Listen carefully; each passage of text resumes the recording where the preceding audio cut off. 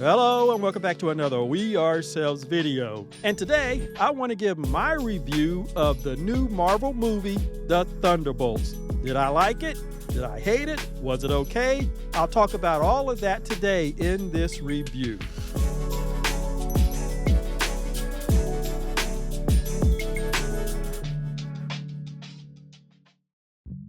And before I begin, I want to say that there will be spoilers in this review.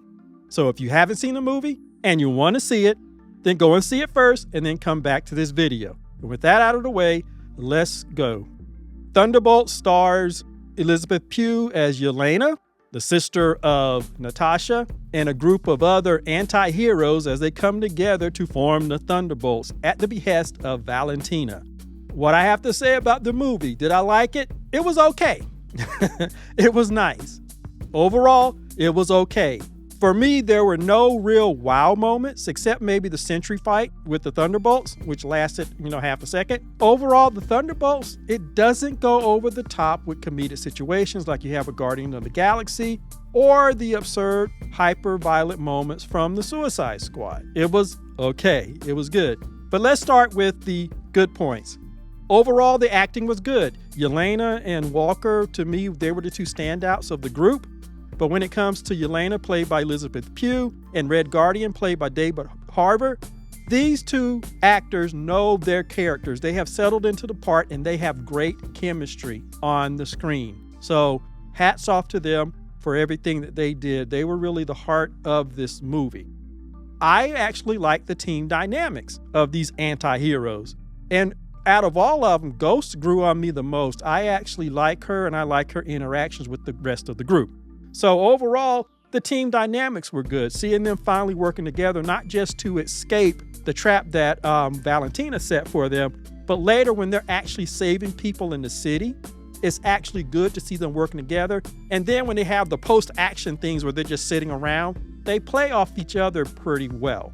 The street level action was pretty good. Again, as they said, we're not superheroes. We can't fly. We shoot, kick, and punch, And so all of those scenes were done pretty well. The way that they had to think out how they were going to do the various things they had to do, I like that.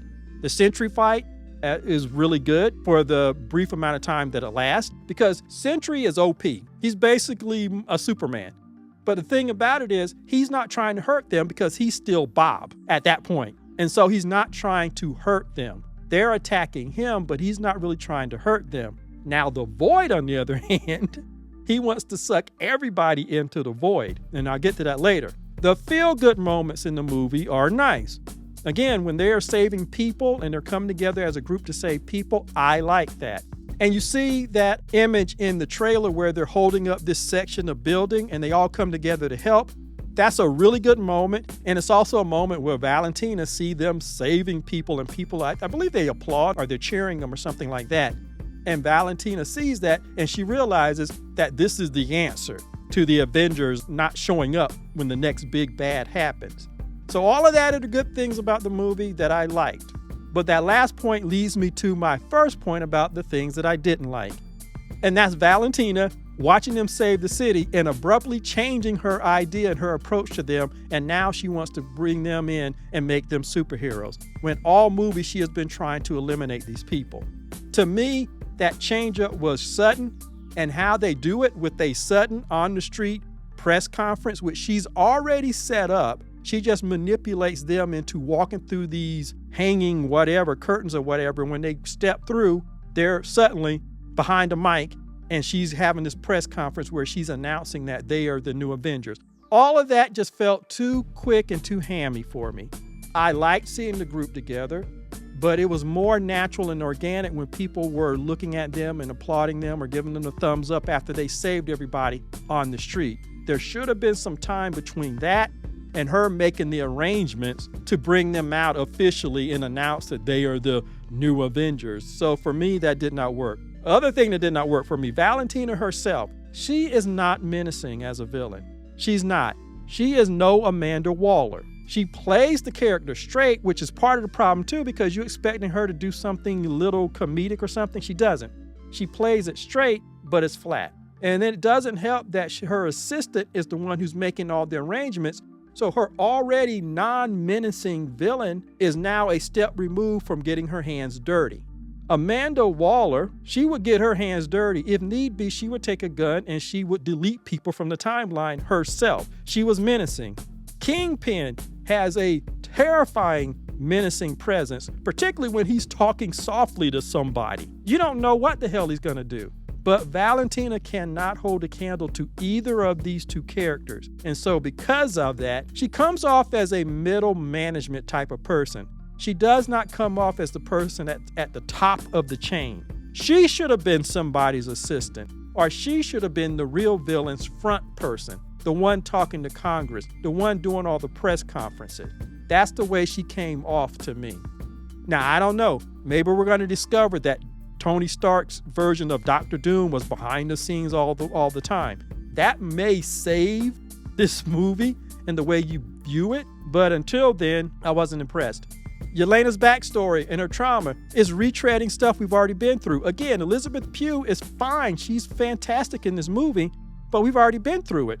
Supposedly, she's depressed because she doesn't know what to do with herself and she kind of wants to be a superhero like her sister was. Then that's going forward. Why are we still having flashbacks to when she was doing her training as a Black Widow and she was a teenager? The two, for me, don't connect. From a story point of view, you should have moved forward, and that's what the central thing of this movie should have been about. Those moments, those feel-good moments when they're helping people, when you see them coming together as a team, when they save people. That moment really should have been earlier in the movie. Instead of spending all the time running from Valentina, they should have been doing stuff like that earlier on, because that is what the central story for Yelena is about. She's already dealt with her past. Now she wants to become a hero. It's the transition of her becoming a hero like Natasha did. They should have spent more moments with that, because that is where the chemistry between them really works. And I feel like that's what the movie really should have been about. You didn't really need Void in the movie. You could have had somebody else working with Valentina, the real hard-nosed villain, and they work together, but she's the front person. And that should have been the story, with them coming together, taking her down, but also saving people in the process. But instead, they wanted to focus in on the trauma. The entire movie is an ad for mental health wellness. You need wellness checks. You need to go and get help. And because of that, and that's one of the other things that I didn't like, overcoming the Void was basically them giving him a group hug. Seriously, that's what it came down to. And that is so anticlimactic. The other thing, the washed out color grading and cinematography, and the fact that this was really about depression and mental illness, just added to the overall feeling that this is a washed out version of Better Done Things. Sentry's backstory, again, felt like a cheaper version of Moon Knight's backstory, which to me had far more heart, plus it had more time to breathe because it was in a Disney Plus series. Which brings me to my last point, that overall, there was a point in the movie where I said to myself, this would make a really good Disney Plus show. Not a movie, a Disney Plus show. And I think it's because of the way that the overall movie felt to me. The entire thing felt like a knockoff version of other things, a washed out versions of better done ideas. At the end of the day, this would have made a decent middle of the road Disney Plus show with no overall tie-in to the movies. And that brings me to my final comment. The post-credit scene felt like Captain Marvel all over again. It felt like they were forcing this movie into the cinematic side of the MCU, and it didn't mix. It was like oil and water. The actors did a fine job, but because they didn't rise to that level, it felt like they were out of place when it came to the MCU, particularly the cosmic version of stuff. It felt like they were out of place with the movies. And so when you have the post-credit scenes and they show what they do, and these people are trying to figure out how to work the technology to even figure out what's showing up in space, it's like it was night and day. It was oil and water. It did not mix. They were the wrong fit for that because of how they were presented for the last 2 hours. Oh, and by the way, before I end, Sebastian Stan looks tired. The steely look, the quiet demeanor that he was still able to pull off in Falcon and the Winter Soldier, he just looks tired now. He looks haggard. He looks like he would rather be out of his contract rather than doing yet another movie or Disney Plus show. I'm sorry. He just looks like he's done with the character. That just added to the overall feeling that this is a very washed out, knockoff movie. There might be some people who will clue into the mental illness thing, but I bet that a lot of the MCU fans are not going to see a movie about anti-heroes in action, but have it be about a group hug at the end of the day. I believe that their second weekend is going to have like a 60 or 70% drop off because word of mouth is not going to be good. People like me who went to see it, I don't have plans to see it again. And the people who are holding off, they're probably going to wait now to see it on streaming services. Solid acting. It's a good movie. It's nice to see the group dynamics, but it really could have been a Disney Plus movie. If I had to rate it out of 10, I would say it's a 5 out of 10. Really, it's a 5 out of 10. So anyway, that's my review of the Thunderbolts. Please like, subscribe, and share this video, and I will see you the next time.